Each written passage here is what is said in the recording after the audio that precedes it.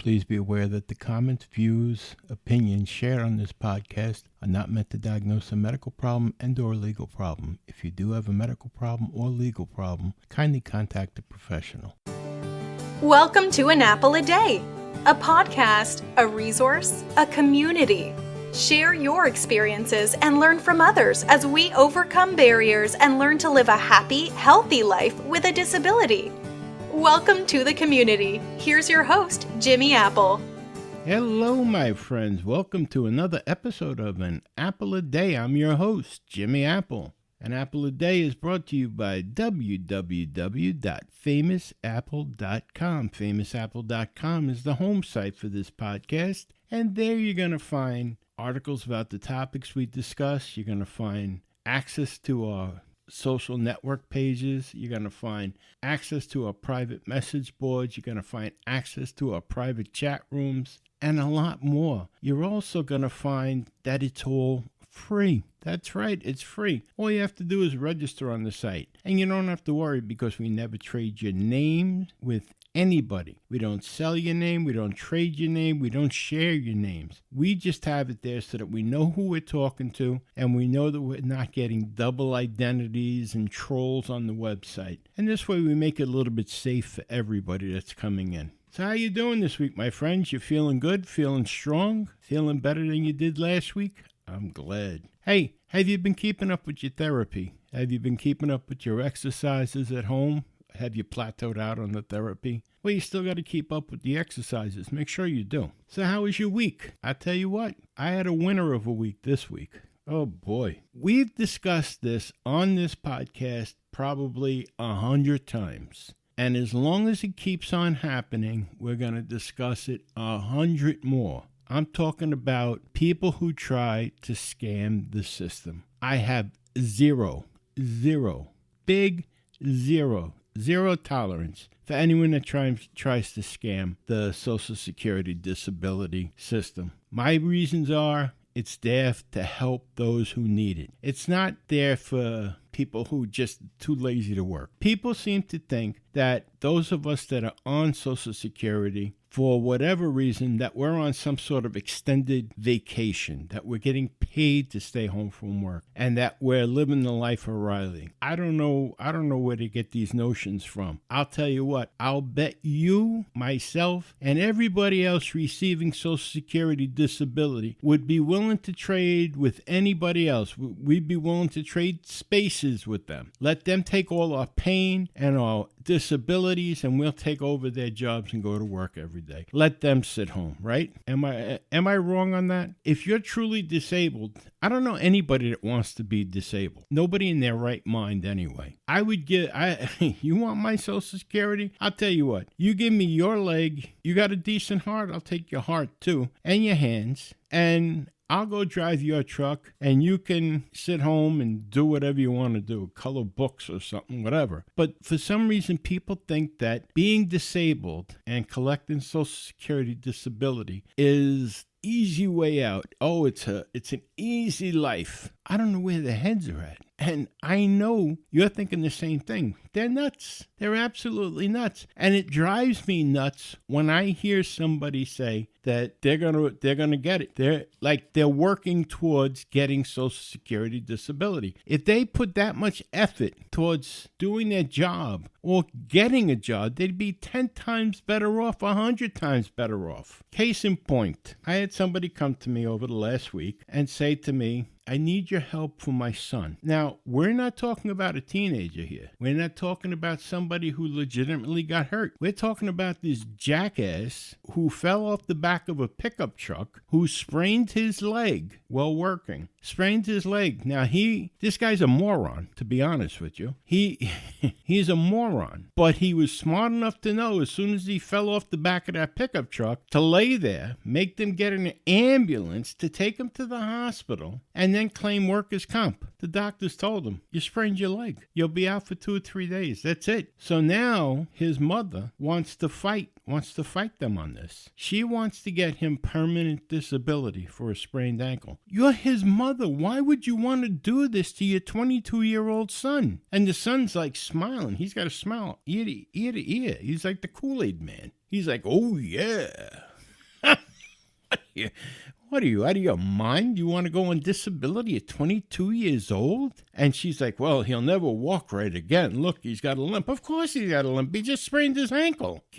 Listen to what the doctor's telling you. You know what it is? This kid's like he's got the brain capacity of a rake handle, all right? Like, for instance, we first moved here to upstate New York 4 years ago, and I needed someone that could cut the grass at the house. So I spoke to them, and this kid was working for a landscaper. I didn't know too much about him at the time, just that he was 18 or something. And he was working for a landscaper, and I said to him, I said, look, you want to give it to your company? You want to have your boss come over and take a look at it? Or if you want to do it on the weekends, whatever. Oh, yeah, I'd rather do it. I don't want to let my boss know. I was like, all right, whatever. That's up to you. I don't have to know anything about it. Just tell me what it is and let me know how much it's going to cost. He gives me this price over the phone. Now, I hadn't lived in New York for a long time, and I know New York's expensive, but he wants to charge me something like $75 to cut a third of an acre weekly. I was like, you don't think that's a little bit high? Well, that's what they get. All right, you know what? This woman here, she's dating someone in the family, so I don't want to cause a hard problem. I said, you know what? Send him over, and I'll let him do it. Maybe he's just doing this off the top of his head. He hasn't seen the property yet. Send him over, and I'll pay him the $75 the first time, and we'll see where it goes from there. So he's supposed to come that Saturday. Well, I'm still waiting. Saturday never came for him. Come to find out, the child's got a bit of a drinking problem. But the mother thinks that this is all natural, and nobody ever gives him a break. And as time has gone on, I found out that the only job he's ever held is with landscapers. Not that there's anything wrong with landscaping. It's a reputable business. It's a reputable career. But this is a kid who's gotten fired from several landscaping companies because he's lazy. He's just pure lazy. He comes to work drunk. You can't have that. And now, all of a sudden, he fell off a pickup truck. Now he wants to spend the rest of his life on disability because he has a limp. It makes my head spin. I can't stand thieves. I can't stand scam artists. So I told her, I said, I'm not going to... How am I going to help him? Well, she says, give him the name of your doctor, whoever your doctor is. My doctor's not going to help him. My doctor's a legitimate doctor. And then she adds insult to injury. She goes, come on, anyone dealing with disability can't be legitimate. I said, you know what? The conversation's over. My doctor is definitely legitimate. My lawyer was legitimate. I didn't get one of these guys at the emergency room handing out their business cards while he was selling ice cream outside. I don't play games. The last thing I want to do is be on disability. I wouldn't recommend it to anybody, except the fact that if you are legitimately hurt, this is a lifesaver. This is a lifesaver in a stormy sea, boy. I mean, you know it as well as I do. Without it, we wouldn't be able to pay our bills. But this is far from living the life of Riley. This is far from a day at the amusement park here. But people seem to think that we're enjoying life this way. I don't understand it. Just don't understand.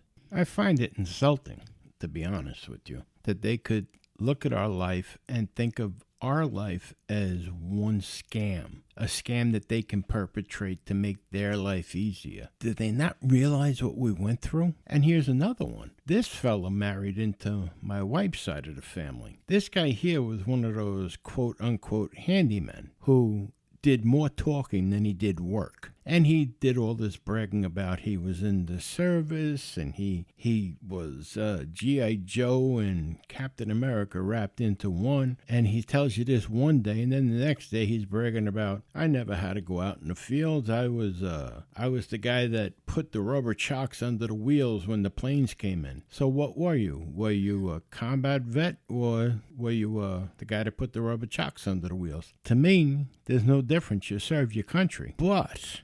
It's the but. Don't tell me you have post-traumatic stress disorder because you're putting chocks under the wheel. You know, I listen to this guy tell people stories about how he wakes up in a sweat at night. Why? Did you dream the plane moved? And he's supposed to be an expert at weapons. And he goes to a restaurant. He has to sit with his back towards the wall. He has to be looking at the door to see who's coming in. The guy's a nut. Maybe he can get disability for being crazy. But he says to me one time, he says, I think I deserve disability. I said, why? You seem to be functioning. He says, making this is no way to make money. He says, and I serve my country. I deserve it. Well, if you deserved it, you would have got it when you were getting out of the Air Force many years ago, because this guy's like my age, maybe a year or two older. And he's still to this day trying to get disability from the Air Force because he says he has PTSD from putting chocks under the wheels. I asked him, I said, did you ever actually see any kind of action? And no, he never did, but it was the thought of it. Man, I grew up in the Bronx. I seen more action in the Bronx than he's seen. But, it makes me sick because his business, his handyman business, is going nowhere because he goes nowhere. He's the type of guy, he wants to be the boss. And he wants to be able to sit back and talk instead of doing the physical work. Well, yeah, you can get to that level, but you have to do the work first. The guy's just lazy. Again, he comes to me and says, you got it made. How do I have it made? I don't understand how people think I have it made.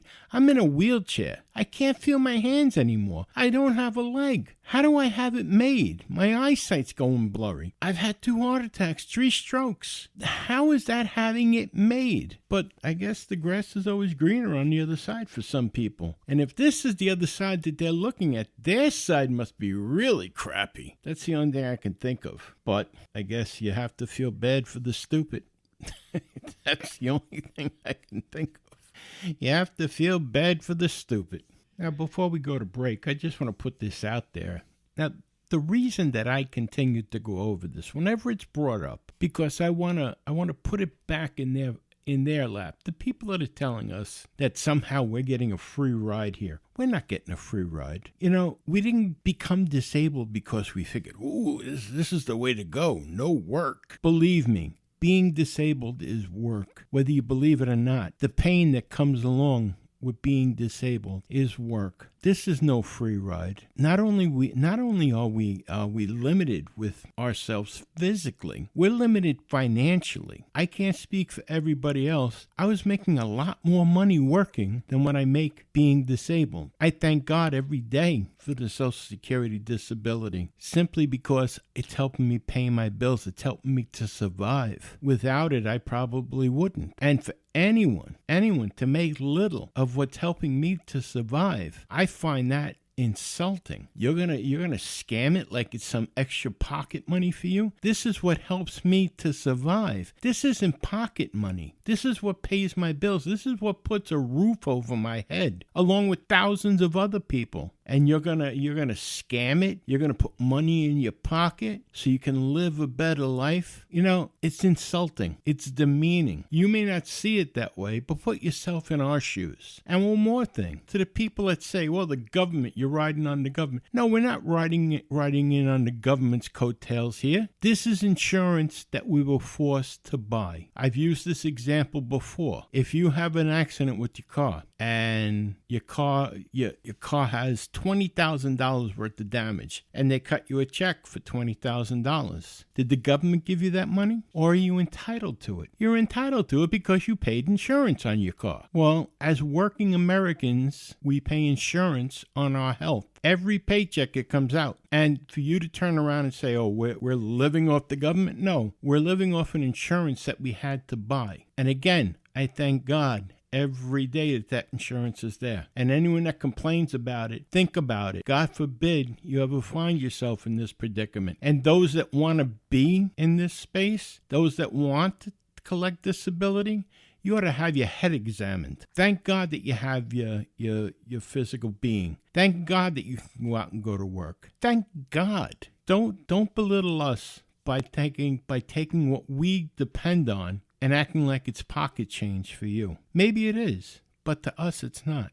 Okay? I'm going to leave it there. Let's take a little bit of a break. I'll see you in 30 seconds on the other side. An Apple a Day is brought to you by www.famousapple.com. FamousApple.com is the home site for this podcast. There you're going to find articles about the topics we discussed. You're going to find our connections to our Facebook page. And you're even going to find connections to our private chat board. So take a minute, go over, visit www.famousapple.com, but please wait till the end of this podcast. Don't run out on me now. Let's get back to the discussion. And we're back. Did you miss me?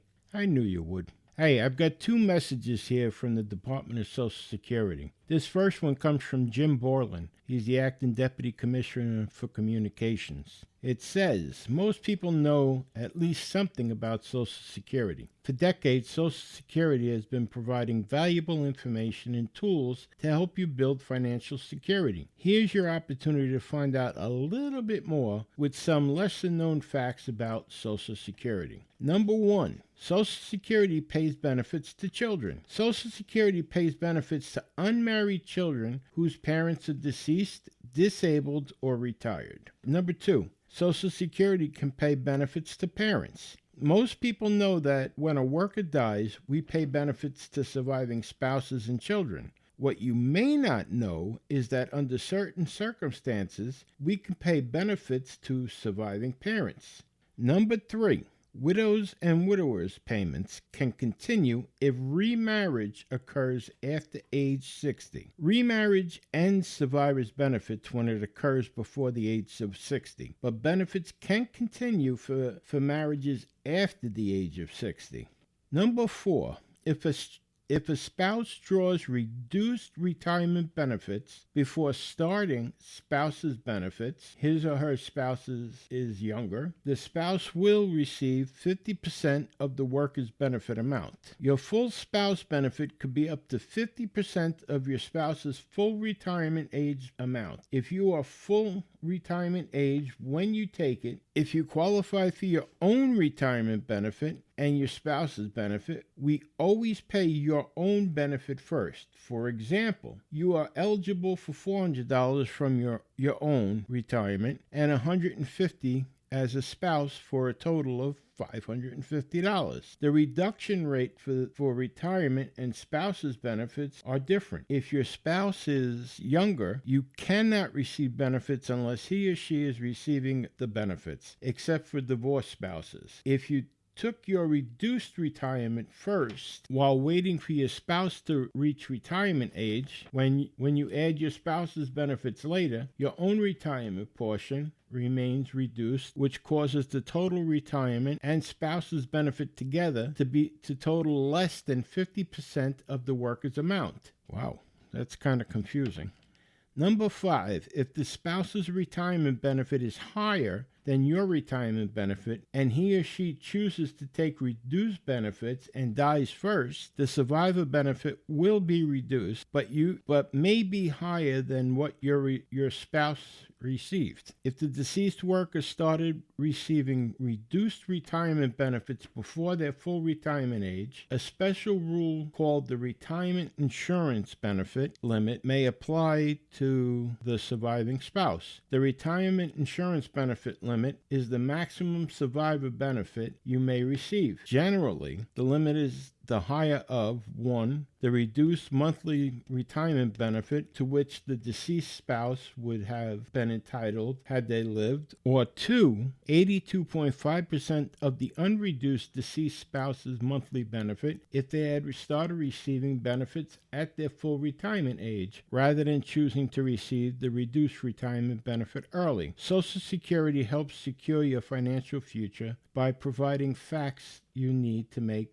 life's important decisions. I don't know, that sounds a little bit confusing, but I do want to let you know this notice is going to be posted on www.famousapple.com along with links that you can delve a little bit deeper into this. So I just wanted to let you know it's available. It's going to be available on famousapple.com. Now the second notice comes from the Inspector General. The Inspector General warns public about Social Security Administration impersonation schemes. The Acting Inspector General of Social Security, Gail Stone, is warning citizens about an ongoing Social Security Administration impersonation scheme. SSA and the Office of the Inspector General have recently received several reports of suspicious phone calls claiming to be from the SSA. In one case, an automated recording states that the person's Social Security number has been suspended for suspicion of illegal activity, and the person should contact the provided phone number immediately to resolve the issue.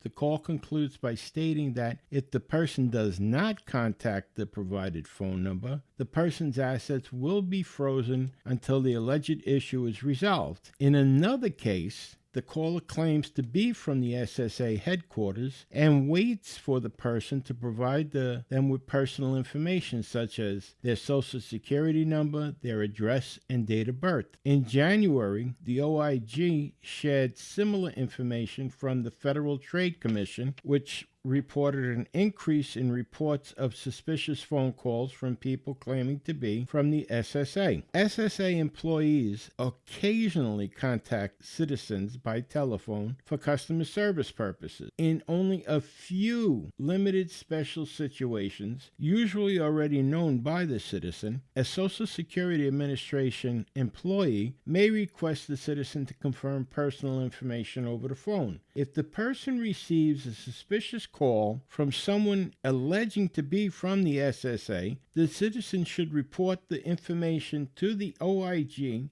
at 1-800-269-0271. That's 1-800-269-0271, or online at oig.ssa.gov/report.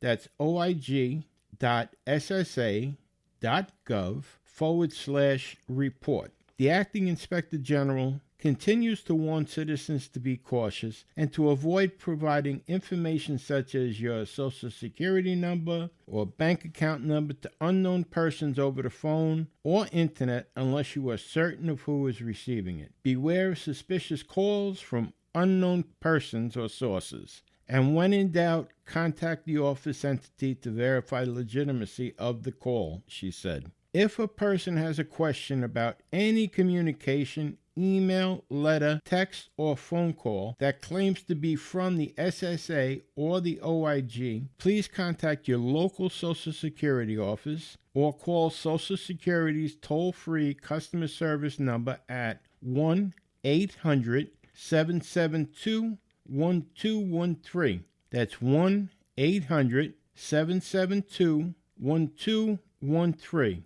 That line is available 7 a.m. to 7 p.m. Monday through Friday. Okay? Now, this also will be posted on www.famousapple.com with the links that you can go deeper into the conversation here. But I just wanted to pass those along. It's always good to be aware. As soon as we get anything like this, we try to pass it along to you right away, both on the website and on the podcast here. All right? Well, I want to tell you, have a great weekend. And I want to remind you, remember, things can always be worse. There's people out there right now that are striving to be where you're at, and you better believe that. And don't ever let anyone make you feel bad because you're disabled. You didn't choose to be disabled. It happened to you, and you're doing your best to deal with it. Okay? You take care, my friends. Be good to yourselves and be good to others. I'll talk to you the early part of next week. Have a great weekend. This is Jimmy Apple. Thanks for listening to An Apple a Day with Jimmy Apple, your gateway to a happy, healthy life. Join our community at www.famousapple.com.